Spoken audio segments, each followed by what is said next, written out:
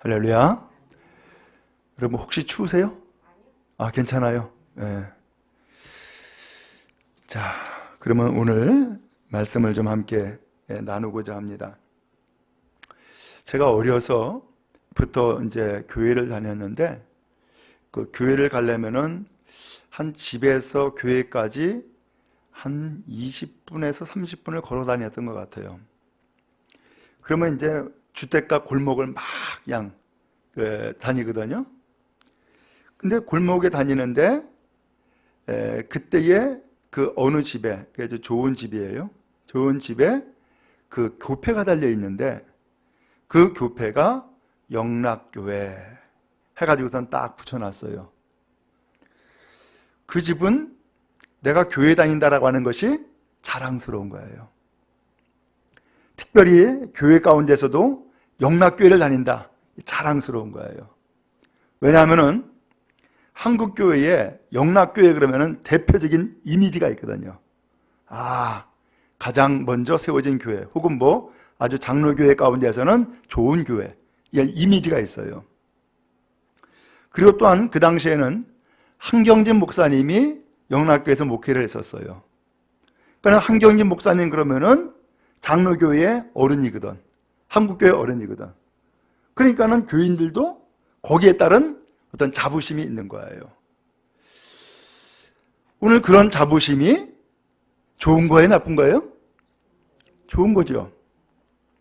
근데 좋은 건데, 그런 자부심이 참말로 자부심으로만 끝나면은 안 되죠. 어떻게 해야 돼요? 내가 정말로 예수를 믿는 사람답게 삶을 살아야 되고, 또 영락교회 교인답게 또 살아야 되고, 또 그 교회를 목회하는 한경진 목사님이 목회하는데, 한경진 목사님의 성도로서 그 이름에 누가 되지 아니하도록 신앙생활을 잘하는 것이 무엇보다 중요하죠. 오늘 이 말씀을 먼저 드리는 이유는 오늘 성경이 바로 그것을 이야기하고 있기 때문이에요. 거기 17절에 말씀해 보니까 유대인이라 불리는 내가 율법을 의지하며 하나님을 자랑하며, 이런 말씀으로 오늘 본문을 시작하고 있어요. 오늘 바울은 로마교회 성도에게 이 로마서 편지를 보낸 거예요. 근데 이 로마교회는 두 부류의 사람이 함께 섞여 있는 교회예요. 한 부류는 유대인, 또 한 부류는 이방인. 이 두 부류의 사람이 함께 섞여서 신앙생활을 하고 교회를 이루고 살아가고 있는데, 유대인이든 이방인이든 똑같은 하나님의 심판이 있다는 거예요. 그러면서 오늘 유대인이라고 하는 이 사람들에게 먼저 바울 사도가 말씀을 전하는 거예요. 유대인은 자랑이 있다는 거예요. 자부심이 있다는 거예요. 어떤 자랑이 있느냐? 거기 17절에 보니까는 유대인이라 불리는 내가, 나 유대인이야 라고 하는 자부심이 있어요. 그 다음에 유대인이라 불리는 이 유대 사람들에게 뭐가 있다고요? 율법이 있다는 거예요. 그 다음에 또 하나는 뭐가 있어요? 나는 하나님을 믿어, 하나님을 자랑한다는 거예요. 오늘 이러한 자랑, 이러한 자부심이 유대인들에게 있는 거예요. 근데 말씀을 드린 것처럼 로마 교회는 유대인만 있는 게 아니라 누가 있다고요? 이방인들이 있다 그랬어요. 그러면 이 유대인으로 살아가는 이 사람들이 율법을 자랑한다, 하나님을 자랑한다, 나 유대인이다 라고 하는 것은 누구한테 자랑을 할까? 같은 유대인한테 자랑할까? 아니겠죠? 누구한테 자랑하겠어요? 같이 신앙생활하는 이방인에게 자랑할 수밖에 없겠죠. 오늘 그렇게 되다 보니까 한편으로는 이 자랑이 우월감이 될 수는 있겠죠. 그러나 그 이야기를 듣는 이방인은 어떤 마음이 들까요? 거기에서 함께 교회 생활하고 함께 신앙생활 하는데 이 마음이 나눠지는 상황이 생길 수가 있겠죠. 여러분, 그렇단 말이에요. 내가 신앙생활 하면서 가지고 있는 나 나름대로의 자부심이 있어. 근데 이 자부심이 지나쳐가지고서 이게 자랑이 되어버리면은 그렇지 않은 사람에게 있어서는 어떻게 돼요? 상처가 되거나 혹은 파벌을 나누는 분리가 되는 상황이 생길 수가 있는 거죠. 오늘 여러분은 신앙생활 하면서 혹시 어떤 자부심이나 자랑이 있어요? 난 아무것도 없어요. 아무것도 없는 것도 좀 곤란해. 좀 있어야지.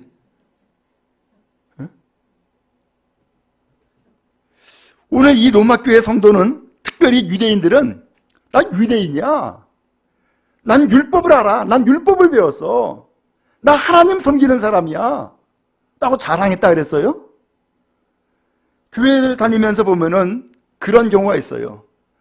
나 초대교회 멤버야. 이런 생각? 우리 집안은 대대로 예수 믿었어. 내가 지금 4대째야. 이럴 수도 있고, 혹은 우리 아버지가 목사님이야. 이럴 수도 있고, 그러면서 나름대로 자기의 어떤 자부심이나 자랑을 가질 수가 있어요, 없어요? 있죠. 그러면 이 자부심만 가지고 있으면 되겠어요? 아니죠. 자부심만 갖는 게 아니라 자부심에 합당한 삶을 살아야죠. 문제는 바로 여기 있는 거죠. 자부심이 없어서는 없는 것이 좋다는 얘기가 아니라 필요해요. 있으면 좋아요. 그러나 자부심만 있으면 안 되고 자부심에 합당한 삶이 따라가야 된단 말이죠. 그러면서 18절 말씀해 보니까 율법의 교훈을 받아 하나님의 뜻을 알고 지극히 선한 것을 분간하며 맹인의 길을 인도하는 자여 어둠에 있는 자의 빛이요 율법에 있는 지식과 진리의 모본을 가진 자로서 어리석은 자의 교사요 어린아이의 선생이라고 스스로 믿으니 그랬어요. 자, 이 표현을 좀 쉽게 좀 해야 되겠는데, 먼저 17절에 자랑거리, 유대인, 율법, 하나님, 이걸 제가 하나하나 이야기했잖아요. 그러면서 먼저 18절에 율법에 대해서 이야기해 주는 거예요. 나 율법의 교훈을 받았다는 거예요. 그래서 하나님의 뜻을 내가 알고 있고, 그리고 더 나가서 선한 것을 분간하며 무엇이 옳은지 나 분별할 수 있는 사람이야 라고 하는 거예요. 그러면서 19절에 맹인의 길을 인도하는 자요 어둠에 있는 자의 빛이요. 자, 이런 자부심을 가지고 있는 사람인데 19절에 거기에 한 가지 단어가 좀 빠졌다고 봐야 돼요. 그런데 혹은 실상은 이런 것이 들어가야 돼요. 그런데 맹인의 길을 인도하는 자여 어둠에 있는 자의 빛이요. 맹인을 바른 길로 인도하는 자라고 하는 자부심을 가지고 있다는 거예요. 여기 맹인은 안못 보는 사람이 아니에요. 율법을 모르는 사람을 두고 한 얘기예요. 성경을 모르는 사람에게 나 이 성경이 이런 거야, 이런 내용이야 라고 가르쳐주는, 인도하는 사람이라고 자부하고 있다는 거예요. 그런데 실제로는 그야말로 온전한 사람을 가르치는 것이 아니라 결국은 그가 가르치는 것이 맹인을 만드는 일을 하고 있더라는 거예요. 어둠에 있는 자의 빛이요. 어둠에 속해 있는 사람들에게 빛이 될 수 있다고 자부하는 자부심을 가지고 있다는 거예요. 그리고 20절에 율법에 있는 지식과 진리의 모본을 가진 자로서 난 율법의 내용이 뭔지 다 알아. 그리고 난 율법을 다 외웠어. 그리고 진리의 모본, 진리의 근본을 가진 자로서 진리가 무엇인지를 나는 알고 있어. 그러면서 이러한 자부심을 가지고 있는데 실제는 어리석은 자의 교사요. 어린서운 사람을 만드는 교사가 되어버리더라는 거예요. 어린아이의 선생이라고 스스로 믿으니 아직까지 신앙이 어린아이의 수준에 있는 사람을 가르치는 선생이라고 스스로 믿고 있다는 거예요. 오늘 그러면서 이 율법을 가지고서 내가 먼저 배웠어. 오늘 우리는 율법을 알아. 거기에 지식이, 그 율법에 대한 지식을 난 많이 가지고 있어. 그 율법의 진리를 나는 깨닫고 있어. 라고 하면서 스스로 나 교사야, 나 선생이야, 인도자야, 그 다음에 빛이야 라고 하고 있지만 실제로는 그렇게 못 살고 있더라라고 하는 거예요. 그러면서 21절에 말씀이 나오죠. 한번 읽어보겠습니다. 21절 시작. 그러면 다른 사람을 가르치는 내가 내 자신은 가르치지 아니하느냐? 도둑질하지 말라 선포하는 내가 도둑질하느냐? 22절. 간음하지 말라 말하는 내가 간음하느냐? 우상을 가증히 여기는 내가 신전 물건을 도둑질하느냐? 오? 이 바울 사도가 그냥 이 편지의 말씀으로 그냥 막 치네. 지금 유대인이라고 하는 이 사람이 뭐 하고 있다는 거예요? 다른 사람은 가르친다면서 왜 너 자신은 가르치지 않느냐? 라는 거예요. 도둑질하지 말라고 가르치면서 왜 네가 도둑질하고 있냐? 간음하지 말라고 말하면서 너 자신은 왜 간음하는 거야? 우상을 가증히 여기는 내가 오히려 신전의 물건을 왜 도둑질해? 하면서 이 유대 사람인 이 성도들을 막 책망을 하는 거예요. 그러니까 우리는 율법을 가지고 있어. 난 율법을 믿어. 율법을 의지해. 라고 하는 그 자부심, 자랑거리가 어떻게 돼버렸어요? 아무것도 아닌 것이 돼버린 거죠. 율법을 배웠으면 뭐하고, 율법을 외웠으면 뭐하며, 율법의 그 진리의 근본이 무엇인지를 깨달았으면 뭐해. 실제로 그렇게 살지를 않고 있으면서 라고 하는 거예요. 그 다음에 또 하나는 23절, 24절이에요. 시작. 율법을 자랑하는 내가 율법을 범함으로 하나님을 욕되게 하느냐? 기록된 바와 같이 하나님의 이름이 너희 때문에 이방인 중에서 모독을 받는도다. 지금 하나님, 하나님 이 단어가 23절에 24절에 계속해서 나오고 있죠? 아까 17절에 누구를 자랑한다 그랬어요? 하나님 자랑한다 그랬어요? 나 하나님 섬기는 사람이야. 나는 하나님의 백성이야. 하면서 하나님을 얘기했어요.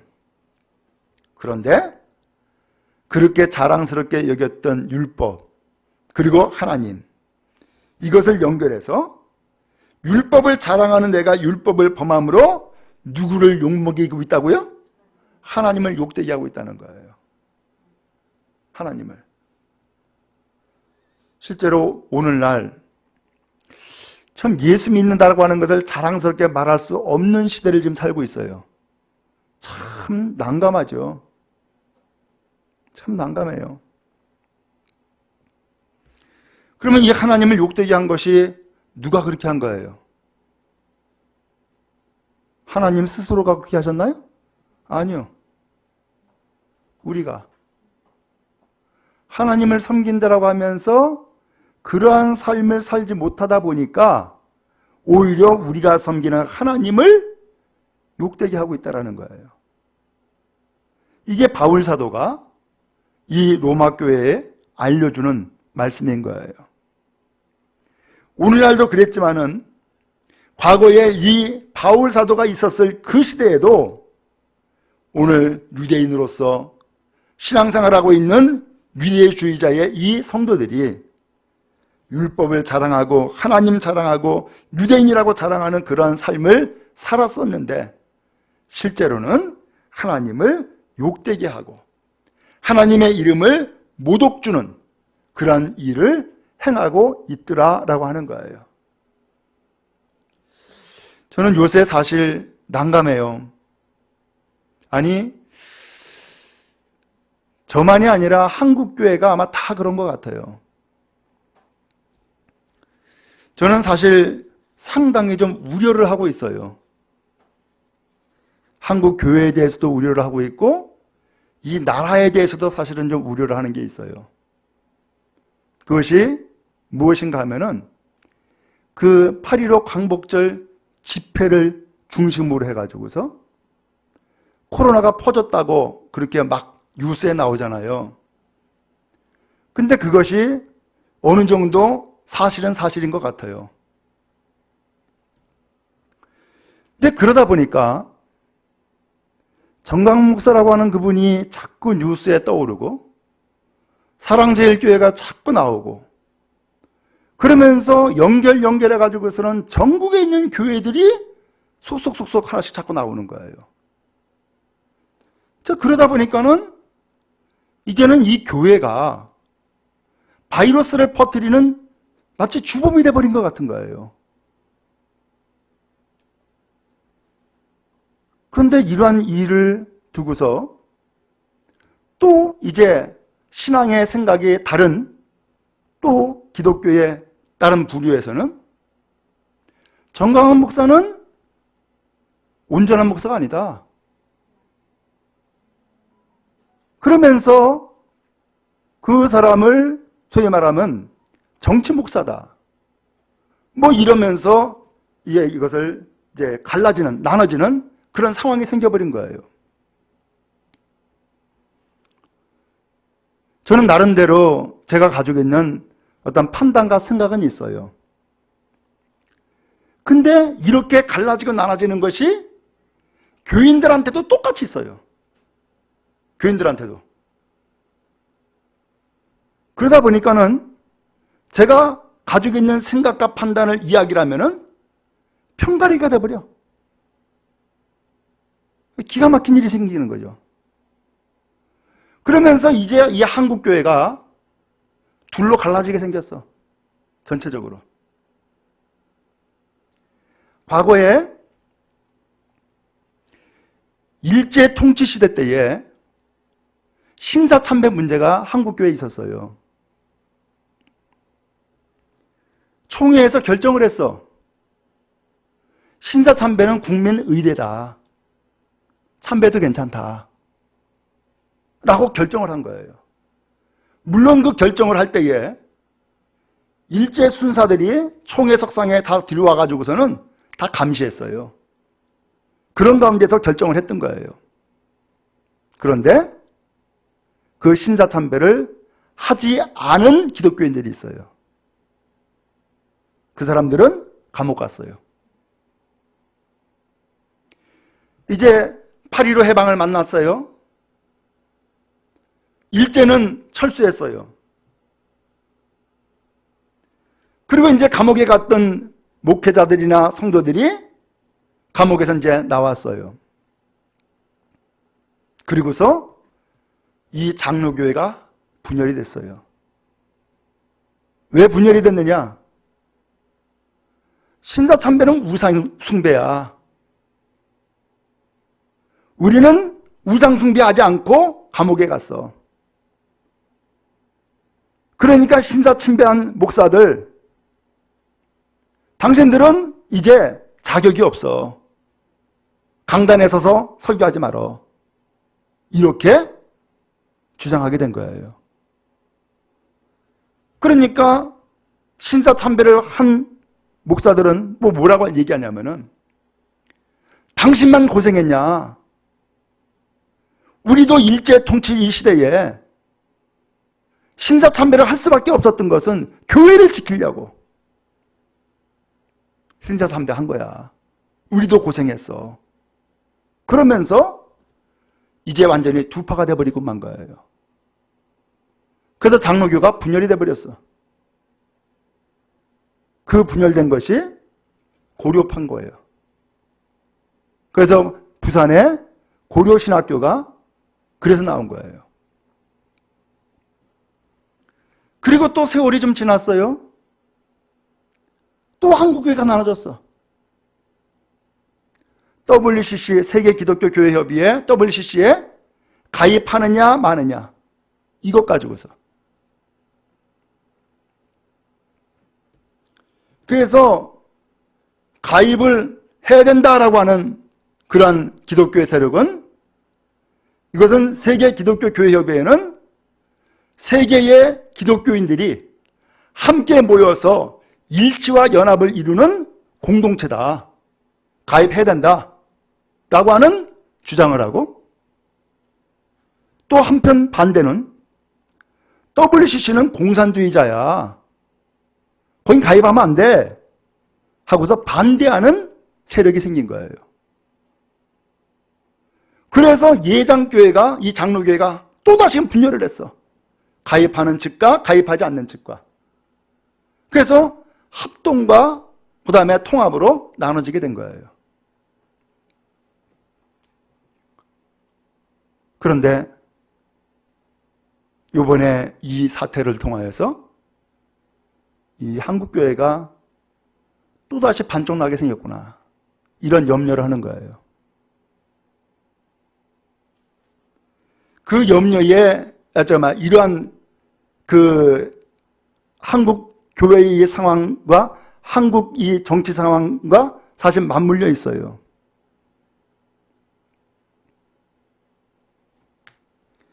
그 맞물려 있는 데는 뭐가 있느냐? 지금 현재의 정부가 좌파다. 그리고 정부에 들어가 있는 그 강요들이 전부 다 좌파 세력이다. 그리고 결국은 연방제로 가게 될 거다. 그러면 우리나라가 공산국이 되는 거다. 라고 하는 의심 혹은 그러한 사상이 먼저 깔려 있어요.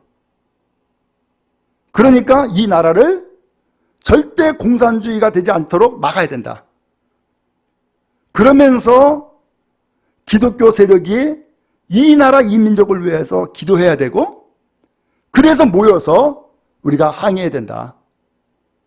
이러한 전제적인 사상이 먼저 있어요. 그것을 이끈 것이 정광 목사라고 하는 분이에요. 그걸 이끈 것이. 그러면서 보수 우익 기독교의 세력과 그 다음에 보수 우익 정치 세력이 사실은 결탁되어 있는 거예요.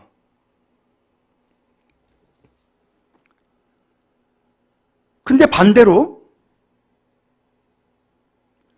그 외에 다른 기독교의 세력들은 무슨 소리냐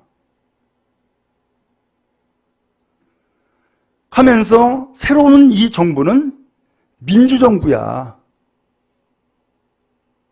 국민들이 투표해가지고서 뽑은 민주정부야.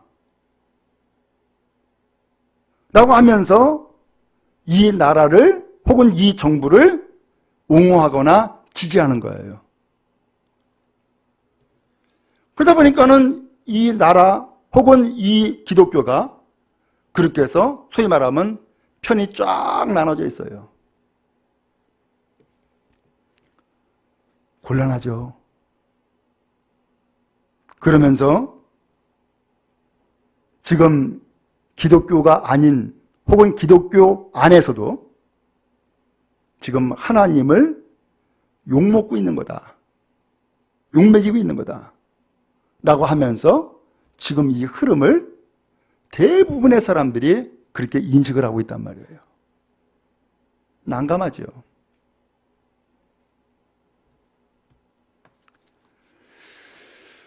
오늘 이 이야기를 먼저 드리는 이유는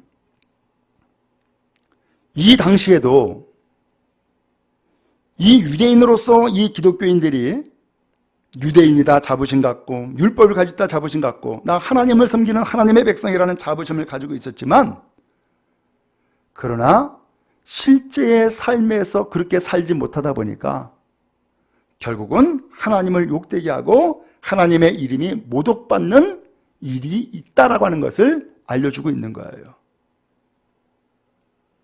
그러므로 이것은 자랑이 아니라 오히려 이것은 수치를 가져온 결과를 가져왔다는 거예요. 또 한편 25절에 보면 내가 율법을 행하면 할례가 유익하나 만일 율법을 범하면 내 할례는 무할례가 되느니라 그랬어요. 율법을 행하면 할례는 유익한 거라는 거예요. 그렇지만 율법을 범하면, 율법을 어기면 네가 받은 할례는 할례 받지 않은 것, 네가 무할례가 되는 거야. 그러면서 이야기를 해요. 그러면서 26절에 그런즉 무할례자가 율법의 규례를 지키면 그 무할례를 할례와 같이 여길 것이 아니냐. 반대로 할례를 받지 않은 사람이 오히려 율법의 규례를 지키는 거예요.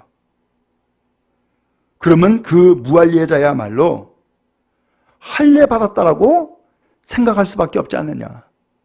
저 사람이 진짜 할례 받은 거다 라고 여기지 않겠냐 라고 하는 것을 이야기를 하는 거예요. 그러면서 27절에 또한 본래 무할례자가 율법을 온전히 지키면 율법 조문과 할례를 가지고 율법을 범하는 너를 정죄하지 아니하겠느냐. 무할례자가 율법을 온전히 지키면 율법 조문과 할례를 가지고 율법을 범하는 너를 정죄하지 않겠느냐. 그렇죠? 오히려 할례 받지 않은 사람이 율법을 제대로 지키고 있다면 그 할례 받지 않은 사람이 할례를 받고서도 율법을 제대로 지키지 않는 너를 정죄하지 않겠냐 라고 하면서 말씀을 하고 있는 거예요. 결국 이 이야기는 왜 이렇게 바울 사도가 말씀하는 거예요? 율법이 있다, 할례를 받았다, 그게 중요한 것이 아니라는 거예요. 율법을 받았다면, 율법을 의지한다면 율법대로 살아야 되고, 할례를 받았다 그러면 할례 받은 자로서의 삶을 살아야 되는데 그렇지 않은 것이 문제다라고 하는 것을 이야기를 하는 거예요. 그 다음에 17절 첫마디가 유대인이라고 불린다라고 하는 표현을 했잖아요. 그러면 28절 한번 읽어보도록 하겠습니다. 시작. 무릇 표면적 유대인이 아니요 표면적 육신의 할례가 아니니라. 예, 표면적이라는 표현이 나와요. 이 표면은 겉모양을 얘기하는 거예요. 유대 사람들은요, 겉모양으로 딱 보면은 저 유대인이구나 하는 것을 금방 알아요. 어떻게 아느냐? 유대인들은요, 여기 구렛나루라고 그러죠? 요걸 파마하듯이 돌돌 말아요. 그래서 딱 보면 금방 알아. 저 유대 사람이구나. 금방 알아요. 그 다음에 모자를 쓰거나 키퍼라고 해서 동그란 찐빵 같은 거 조그만 그걸 써요. 그래서 겉으로 딱 보면 금방 안다니까. 그리고 옷을 입어도 검은 옷을 입어. 그러니까는 표면적으로 유대인이다 아니다라는 것을 딱 보면 안단 말이에요. 그런데 겉모양이 유대인이라고 해서 그게 진짜냐라는 거예요. 겉모양이 유대인이 아니고 겉모양으로 할례를 받았다고 해서 할례 받은 자가 아니라는 거예요. 그러면 어떤 사람이 유대인이고 어떤 사람이 할례 받은 거냐? 29절이에요. 같이 한번 읽겠습니다. 시작. 오직 이면적 유대인이 유대인이며 할례는 마음에 알지니 영에 있고 율법 조문에 있지 아니한 것이라. 그 칭찬이 사람에게서가 아니요 다만 하나님에게서니라. 아멘. 이면적이라고 하는 것은 속사람을 얘기하는 거예요. 표면적이라는 것은 겉을 얘기한 거고 이면적이라는 것은 속을 얘기한 건데 속사람인 유대인이 진짜 유대인이라는 거예요. 할례를 받았다고 했는데 할례를 몸에 받는 것이 할례가 아니라 영으로 마음에 할례를 받는 것이 진짜 할례다 라는 이야기를 하는 거예요. 여기서 영의 있고라고 하는 표현은 성령을 따라서 하나님의 영을 따라서 마음의 할례를 받는 사람이 그게 진짜 할례 받은 사람이지 몸에다가만 할례 받는 것이 그게 진짜 할례가 아니다 라는 얘기를 하는 거예요. 그러면서 그 칭찬이 사람에게서가 아니요 다만 하나님에게서니라. 결국은 누구를 칭찬은 어디서 받는 것이냐? 사람에게서 진짜 받는 것이 아니고 하나님에게서 받는 거다. 이 칭찬은 또 다른 표현으로는 인정이에요. 누구한테 인정받는 거냐? 사람에게 인정받는 것이 그 인정받는 게 아니고 하나님에게 인정받는 것이 그 진짜 인정받는 거다. 이 이야기를 바울 사도가 하고 있는 거예요. 오늘 이러면서 오늘 말씀에 맞춰졌어요. 자, 이제 오늘 말씀을 정리를 하도록 하겠습니다. 오늘 여러분, 우리가 신앙생활할 때 외형을 추구하는 신앙생활을 하는 사람이 있고 내면을 추구하는 신앙생활을 하는 사람이 있습니다. 외형을 추구하는 사람은 보이는 것, 들려지는 것, 여기에 신경을 많이 씁니다. 누가 어떻게 볼까? 누가 뭐라고 말할까? 여기에 신경을 많이 씁니다. 근데 내면에 충실하려고 하는 신앙생활을 하는 사람은 외면보다도 내 마음이 중요하지, 내 중심이 중요하지 하면서 거기에 치우치는 삶을 신앙생활을 하는 사람도 있습니다. 뭐가 좋겠어요? 이건가요? 저건가요? 이왕이면은 한쪽이 아니라 겉과 속이 같으면 되잖아요. 동일하면 되잖아요. 오늘 바울 사도가 왜 이 로마 교회 유대인 성도들에게 이 말씀을 왜 이렇게 할까? 어떻게 보면 이 말씀을 보면은 그 유대인으로서 이 말씀을 들으면은 어쩌면 기분 나쁠 수도 있을 거예요. 상처받을 수도 있을 거예요. 근데 왜 이렇게 강하게 이 말씀을 했을까? 짐작할 수 있는 것은 이 로마 교회를 지금 주도하고 있는 사람이 누군 것 같아요? 이 유대인으로서 그리스도인이 주도하고 있는 것 같아. 그러면서 이방인인 그리스도인들은 거기에서 밀려나거나 소외를 당하거나 아마 그런 분위기가 있었던 것 같아요. 근데 이 교회가 그렇게 나가면은 안 되잖아요. 어디로 가야 돼요? 복음에 충실하게 그리스도인의 삶을 온전히 살아가는 데에 거기에 집중돼야지 좋은 교회이지. 겉으로만 율법 자랑하고 하나님 자랑하고 조상 자랑하고 전통 자랑하고 이것은 바람직하지 않잖아요. 오늘 그래서 바울 사도가 여러분들이 자랑스럽게 생각하는 그 모든 것들 의미 없습니다. 가치 없습니다. 이 이야기를 하는 거예요. 실제로 바울은 그렇게 살았었어요. 알잖아요.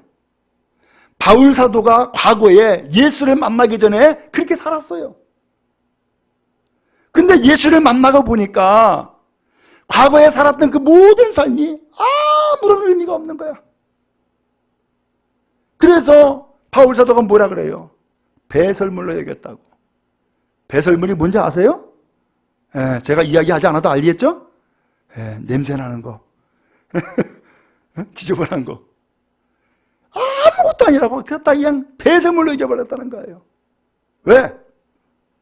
그게 중요한 것이 아니고 나에게 영혼을 구원하고 생명 주고 삶을 새롭게 하시는 예수님, 그 예수님이 정말로 중요하다는 것을 깨닫게 된 거예요. 그 예수님이 복음이에요. 바울 사도가 지금 이 이야기를 쭉 앞에서 쭉 펼쳐놓은 것은 이 유대인 그리스도인들을 안전하게 양말로 뭉개려고 짓밟으려고 하는 얘기가 아니에요. 이렇게 여러분들이 자랑스럽게 생각하고 자부심을 가지고 있었던 것은 사실 중요한 게 아닙니다. 더 중요한 것은 내면입니다. 내면. 그러면서 바울 사도가 복음을 이야기하려고 이 이야기를 먼저 한 거예요. 복음을 말씀하려고. 그래서 이 로마 교회가 율법주의의 교회가 아니라 복음주의의 교회가 되도록 하기 위해서 이 말씀을 먼저 꺼내놓은 거예요. 오늘 여러분, 우리도 신앙생활 할 때에 처음에 신앙생활을 어떻게 배워요? 예배 시간에 목사님 설교를 통해서 배우기도 하고 또 나를 전도한 성도를 통하여서 배우기도 하고 그러면서 그 교회 나름대로의 각 교회마다 전부 다 어떤 분위기가 있고 전통이 있거든요. 그런 것들을 곁눈질하면서 배우기도 하고 막 그런다고요. 그러면서 어느덧 나도 모르는 사이에 내가 신앙생활을 지금 하나하나 쌓아가고 있었던 거예요.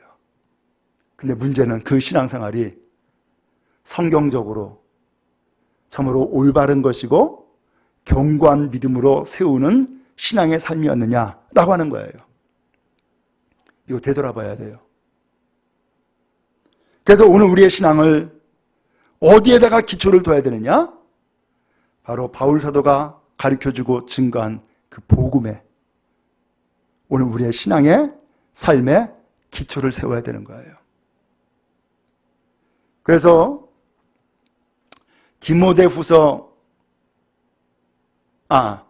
에베소서 말씀해 보면 에베소 2장에 나오는데 그 말씀해 보면은 신앙생활의 어떤 기초 과정을 쭉 설명을 했어요.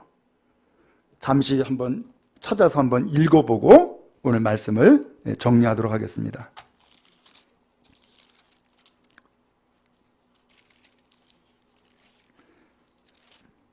에베소서 2장.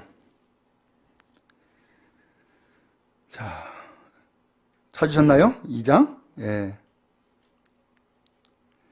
거기 19절부터 한번 읽어보겠습니다. 19절부터 시작. 그러므로 이제부터 너희는 외인도 아니요 나그네도 아니요 오직 성도들과 동일한 시민이요 하나님의 권속이라. 자, 거기까지만 일단. 이제부터는 곧 예수님을 영접하고 믿는 이 순간부터는 여러분 신분이 바뀐 겁니다. 그 얘기예요. 그래서 신분이 어떻게 바뀌었대요? 외인도 아니고 나그네도 아니고 성도들과 동일한 시민입니다. 같은 성도입니다. 라는 거죠. 그 다음에 뭐라 그랬어요? 하나님의 권속, 하나님의 가족입니다. 하나님의 자녀입니다. 그러면서 신분 얘기를 해요. 그러면서 이제 신분이 바뀐 이 성도를, 신분이 바뀐 하나님의 이 자녀를 이제는 믿음으로 든든히 세워야 되잖아요.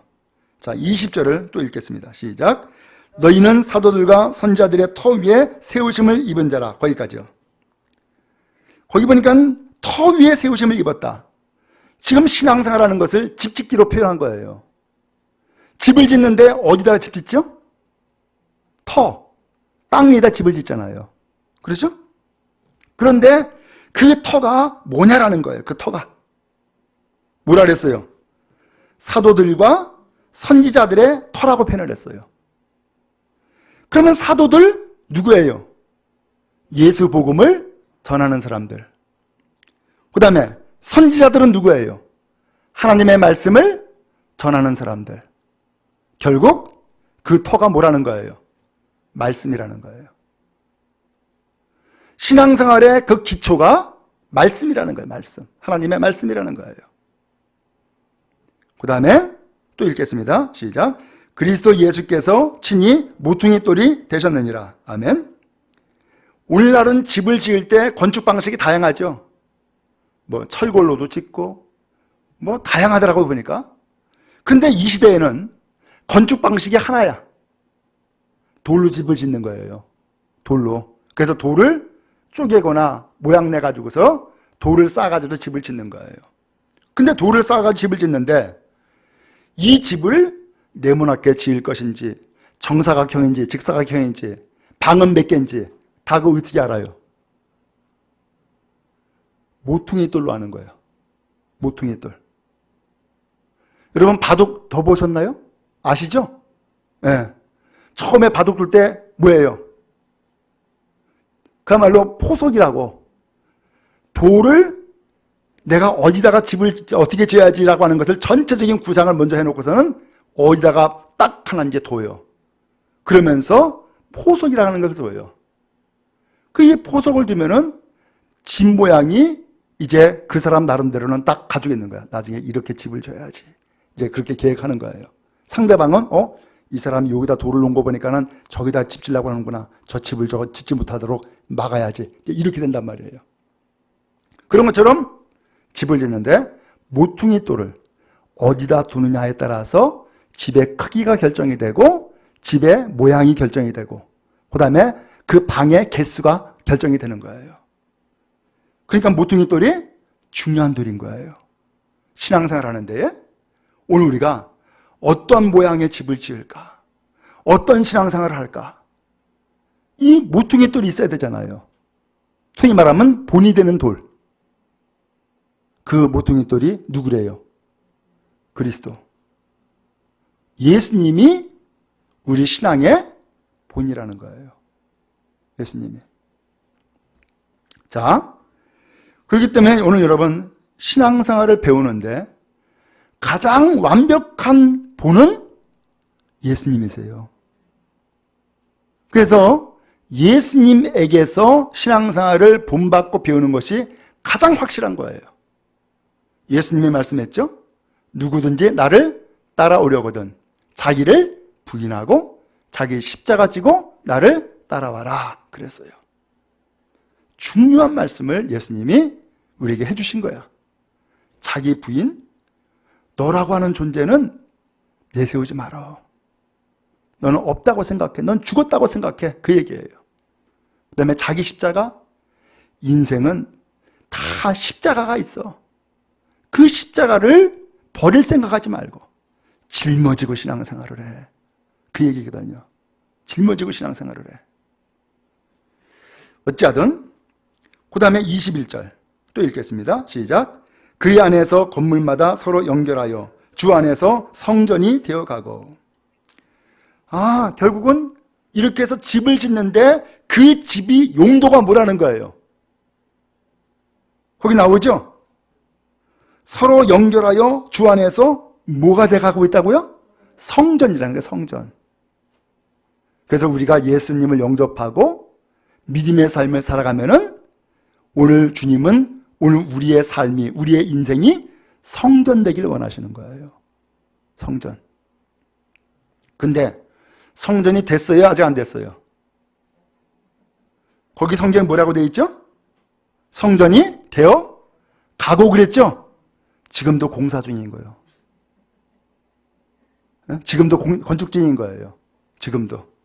그러니까 여러분, 저도 그렇고 여러분도 그렇고 누구도 나는 성전과 공사는 다 끝났습니다. 난 완성품입니다. 말할 수 있는 사람 없습니다. 다 미완성입니다. 자, 그 다음에 22절 또 읽습니다. 시작. 너희도 성령 안에서 하나님이 거하실 처소가 되기 위하여 그리스도 예수 안에서 함께 지어져 가느니라. 아멘.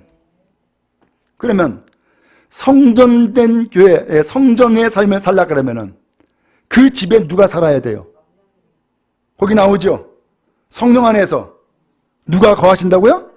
하나님이 거처하신다는 거야. 그래서 성전이라는 거예요. 그러니까 우리의 인생, 우리의 삶에 누가 계셔야 돼요? 성령님. 하나님이 오늘 우리와 함께 사실 때에 비로소 성전이 된다는 거예요. 그러면서 예수 안에서 지금도 건축 중입니다. 함께 지어져 간다라고 표현했죠? 예수 안에서 지금도 건축하고 있는 겁니다. 이 설명을 하고 있는 거예요.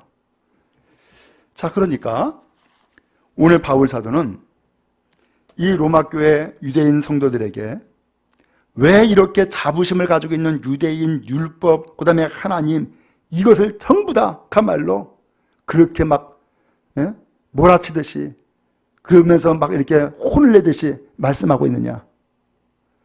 그런 쓸데없는 자부심 갖고 신앙생활 하려고 하지 말라는 거예요.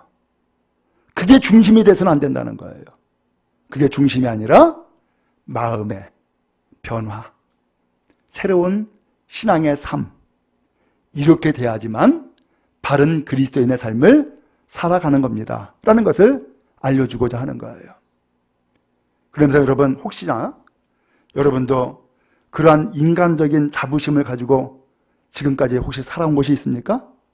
그거 그렇게 중요시 여기지 마세요. 처음에 말씀을 드렸죠? 우리 집은 신앙의 몇 대째라고. 우리 아버지가 목사님이라고. 우리 어머니는 권사님이라고. 그리고 우리가 그야말로 교회 건축할 때에 우리 집에서 건축한 거라고. 그러면서 나름대로 다 자부심을 가지고 있는 경우가 있어요. 좋은 일이죠. 그런데 그 자부심만 있으면은 그것이 신앙생활을 올바르게 하고 성숙하게 하는데 오히려 걸림돌이 됩니다. 오히려. 중요한 것은 자부심 넘어서 자부심에 합당한 변화된 삶, 이것이 더 중요하더라라고 하는 거예요. 우리 교회와 우리 성도 여러분이 이와 같은 삶을 사실 수 있기를 간절히 바랍니다. 그래서 정말로 성숙한 그리스도인, 변화된 그리스도인, 정말로 예수님 닮는 그러한 그리스도인의 삶을 사는 거룩한 은혜가 우리 모두에게 있기를 간절히 바랍니다.